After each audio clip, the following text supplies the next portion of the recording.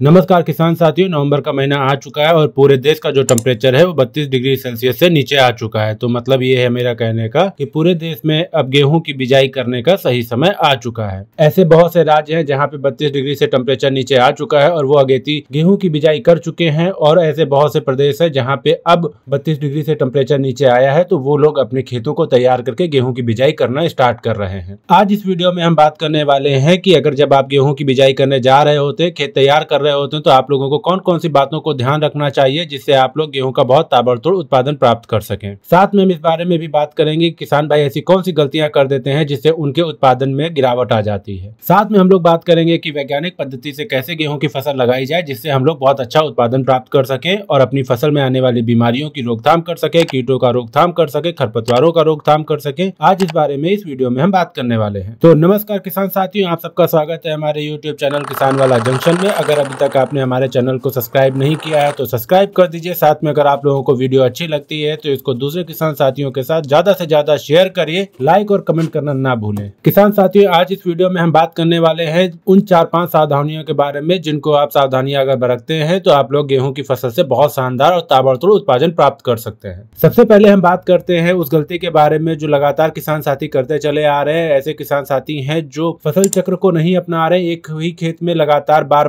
बार एक ही फसल बोते जा रहे हैं, जिससे क्या होता है कि आपके जो खेत की उर्वरक क्षमता है वो कम होती चली जाती है। यही रीजन है कि आप लोग फसल चक्र नहीं जो किसान साथी अपना रहे हैं उनके खेतों में लगातार उत्पादन क्षमता गिरती चली जा रही है। तो अगर आप लोग फसल चक्र नहीं अपना रहे हैं तो फसल चक्र को अपनाना शुरू कर दीजिए, अन्यथा आप लोगों का उत्पादन और भी गिरता चला जाएगा। किसान साथियों, अगर आप लोग फसल चक्र नहीं अपनाते हैं, मतलब आप एक ही खेत में बार बार गेहूं की ही फसल लगाते चले जा रहे हैं, तो आप लोगों का निश्चित तौर पर उत्पादन गिर जाएगा। आप उसमें कितना अच्छा भी वैरायटी डालिए, कितनी अच्छी भी खाद डालिए, आप कितनी भी मशक्कत करिए, कितनी भी मेहनत करिए, लेकिन उसका उत्पादन लगातार आपको गिरता ही रहेगा। तो सबसे पहले आप लोग अगर ऐसा कर रहे हैं तो आप लोग ऐसा करना बंद कर दीजिए। आप फसल चक्र अपनाइए, तभी आप एक बहुत अच्छा ताबड़तोड़ उत्पादन आप अपने खेत से प्राप्त कर सकते हैं। किसान साथी, जो दूसरी सबसे बड़ी गलती करते हैं वो करते हैं अपने खेत की सही तरीके से तैयारी नहीं करते हैं। जो किसान साथी ऐसा करता है वो भी अपने उत्पादन में बहुत ज्यादा नुकसान खा रहा होता है। तो आप लोग अगर अपने खेत की अच्छी तैयारी नहीं करेंगे तो जाहिर सी बात है आपके खेत से उत्पादन भी अच्छा नहीं आएगा। आप लोगों को अपने खेत में प्रॉपर रोटावेटर लगाना होता है, उसकी अच्छे से जुताई करनी होती है, जो आपने पुरानी फसल लगा रखी है उसके जो अवशेष पड़े हुए हैं उनको खत्म करना होता है। साथ में आप लोगों को जुताई करने के बाद में आप लोगों को पलेवा अच्छे से करना होता है। अगर आप लोग ऐसा नहीं करते हैं तब भी आप लोगों का जो उत्पादन क्षमता होती है, खेत की जो उर्वरक शक्ति होती है वो कम हो जाती है, तो आप लोगों का उत्पादन बहुत कम हो रहा होता है। किसान साथी एक ये भी गलती कर रहा होता है। किसान साथियों, अगर आपके खेत में पुरानी फसल के अवशेष पड़े होंगे तो आप लोगों के खेत में दीमक का प्रकोप देखने को मिल जाएगा। साथ में आपके खेत में भले वो कच्चा खाद पड़ा हो या पुरानी फसल पड़ी हुई हो, अगर वो भी अगर आप डालते हो तब आप जब गेहूं की बिजाई करते हैं तो आपके जो दाने होंगे वो जर्मिनेट सही से नहीं होंगे। तो आप लोगों को जो करना है वो ये करना है कि आपको अपने खेत की अच्छे से जुताई करनी है। आपने जो पुरानी फसल लगा रखी थी उसके जो अवशेष पड़े हो उस पर रोटावेटर के थ्रू उनको मिट्टी में अच्छे से मिला देना है। मतलब ये मेरा कहने का है कि आप लोगों को अपनी फसल बोने से पहले आपको अपने खेत को बहुत अच्छे से तैयार करना होता है। आपके खेत में जो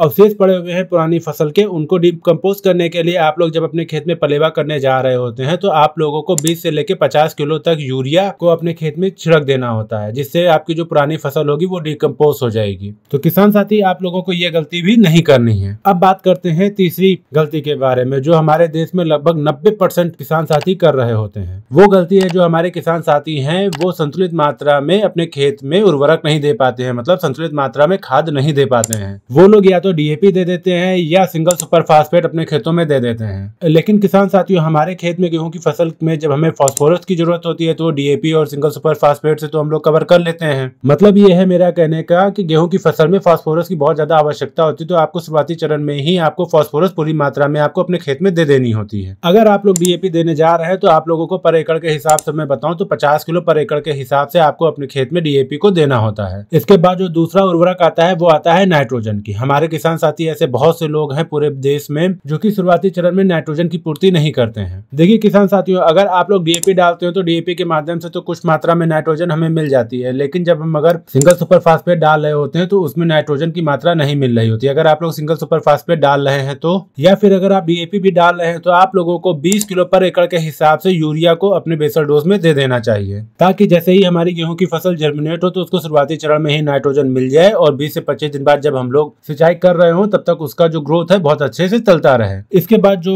सबसे जरूरी खाद होती है वो होती है म्यूरेट ऑफ पोटास, ये भी हम लोगों को अपने बेसल डोज में देना चाहिए। बहुत से किसान साथी ये महंगा होने की वजह से नहीं दे रहे होते हैं, ये बहुत बड़ी गलती कर रहे होते हैं। तो आप लोगों को अपने खेतों में म्यूरेट ऑफ पोटास जरूर देना चाहिए। देखिए किसान साथियों, अगर आप म्यूरेट ऑफ पोटास नहीं देते हैं तो आपके खेत में जितने भी पोषक तत्व पड़े हुए हैं वो आपको पौधों को सही से नहीं मिलेंगे, क्योंकि म्यूरेट ऑफ पोटास का जो कार्य होता है वो ये होता है कि आपकी जमीन में पड़े हुए पोषक तत्वों को आपके पौधों तक पहुंचाने का कार्य कर रहा होता है। तो आप लोगों को अपनी फसल में म्यूरेट ऑफ पोटास भी जरूर देनी चाहिए। म्यूरेट ऑफ पोटास 30 से 40 किलो पर एकड़ के हिसाब से आप अपने खेतों में दे सकते हैं। इसके बाद जो पोषक तत्व है वो आता है सल्फर। आप लोग बेंटोनाइट वाला जो सल्फर है वो डाल सकते हैं। 5 किलो से 10 किलो पर एकड़ के हिसाब से डाल सकते हैं, या फिर आप 80% वाला और 90% वाला सल्फर ले रहे हैं तो आप उसको 2 से लेके 5 किलो तक अपने खेत में दे सकते हैं। ये भी बहुत जरूरी होता है और ये बहुत अच्छा कार्य कर रहा होता है। इसके बाद हम उस गलती के बारे में बात करते हैं जो अक्सर किसान साथी करते हैं, वो होता है वैरायटी का सिलेक्शन। किसान साथी ऐसा करते हैं कि वो अपनी मिट्टी के बारे में सही से नहीं सोचते हैं, समझते नहीं, अपने क्लाइमेट एरिया को नहीं समझते हैं और कोई भी वैरायटी चुन लेते हैं। अगर आप लोग ऐसा करते हैं तो भी आप लोगों का उत्पादन बहुत ज्यादा कम हो जाता है। साथ में बहुत से किसान साथी ऐसे भी होते हैं कि टॉप वैरायटी को देख लेते हैं कि पिछले साल कौन सी टॉप वैरायटी रही थी भारत में, उसको चुनाव कर लेते हैं। किसान साथियों, मैं आप लोगों को सजेशन ये करूंगा कि कोई भी वैरायटी चुनने से पहले इस बारे में जरूर ध्यान दें कि आपके एरिया में कौन सी वैरायटी अच्छा उत्पादन दे रही है, आप उसी को लगाएं। अगर आप ये सोच रहे हैं कि ये वैरायटी इस बार बहुत अच्छा उत्पादन दे रही है, हो सकता है आप मध्य भारत में हो और वहां पे वो वैरायटी बहुत अच्छा दे रही है, आप उत्तर भारत में है तो वो वैरायटी अच्छा उत्पादन ना दे रही हो, उस वैरायटी से आपको नुकसान आ सकता है। तो आप लोग एक बार मार्केट रिसर्च कर लीजिए, अपने साथ के किसान साथियों से बात कर लीजिए कि उस एरिया में कौन सी वैरायटी अच्छा उत्पादन दे रही है। आप लोग उस वैरायटी का ही चुनाव कर अपने खेतों में लगाएं, ताकि आप लोगों को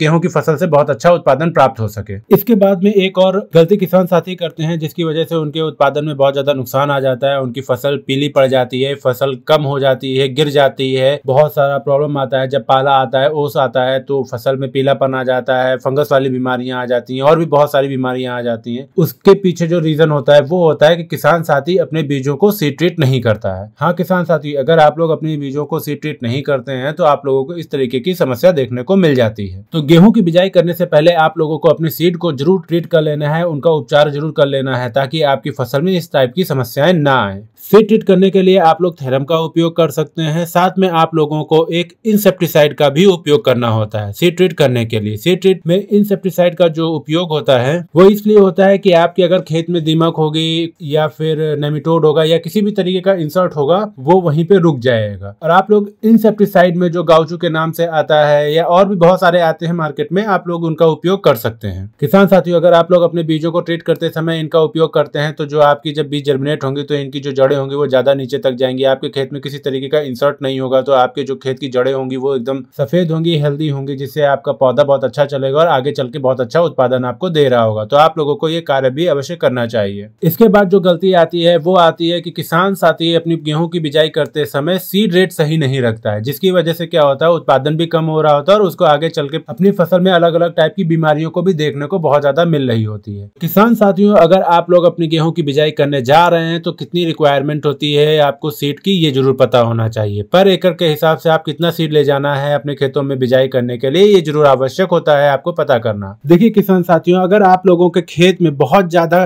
घनी फसल हो जाती है तो आगे चल के जब आपके कल्ले निकल रहे होते हैं तो वो समस्या कर रहे होते हैं, क्योंकि उनको फैलने की जगह नहीं मिलती है। अगर आप किसी तरीके से कल्ले बढ़ा भी ले जाते हैं तो उसमें जो टेलरिंग आ रही होती है वो प्रोडक्टिव टेलरिंग में नहीं कन्वर्ट होती है, तो आप लोगों का बहुत ज्यादा उत्पादन में गिरावट आ जाती है। तो आप लोगों को इस बात का जरूर ध्यान रखना है कि आप लोग पर एकड़ के हिसाब से कितनी सीड की उपयोग कर रहे हैं। साथ में अगर आप लोगों ने घनी बिजाई कर रखी है तो जब आगे चल के आपकी फसल बड़ी हो रही होती है तो उसका जो स्टैम्प होगा वो इतना मजबूत नहीं होता है कि जब हवाएं चलें तो वो उनको रोक सकते हो, वो एड़ी पड़ जाती है, मतलब वो गिर जाती है, सिंचाई करते हैं तो भी गिर जाती है। तो कुल मिलाकर बात यह है कि अगर आप लोग अगेती बिजाई करने जा रहे हैं तो आप लोगों को 40 किलो पर एकड़ के हिसाब से बीज रिक्वायरमेंट लेनी है। 50 किलो पर एकड़ के हिसाब से आप लोगों को पछेती बिजाई करने के लिए आपको सीड लेने होंगे। तो किसान साथियों, आप लोगों को सीड रेट हमेशा सफिशिएंट रखना है, बहुत ज्यादा नहीं लेना है और बहुत कम भी नहीं लेना है, ऐसी मात्रा में लेना है जो कि आपके खेत में अच्छे से लग जाए, पौधों को फैलने की सही सी जगह मिल जाए, ताकि वो आगे चल के उनकी जो टेलरिंग हो वो प्रोडक्ट टेलरिंग में कन्वर्ट हो सके और आप लोग अपने खेत से बहुत अच्छा मुनाफा कमा सकें। किसान साथियों, जो इस वीडियो में मैंने आपको बातें बताई हैं, मतलब मैंने आपको जो गलतियां बताई, अगर वो आप लोग नहीं करते हैं, आप लोग सही से खेत की तैयारी करते हैं, संतुलित मात्रा में खाद देते हैं, अच्छी मात्रा का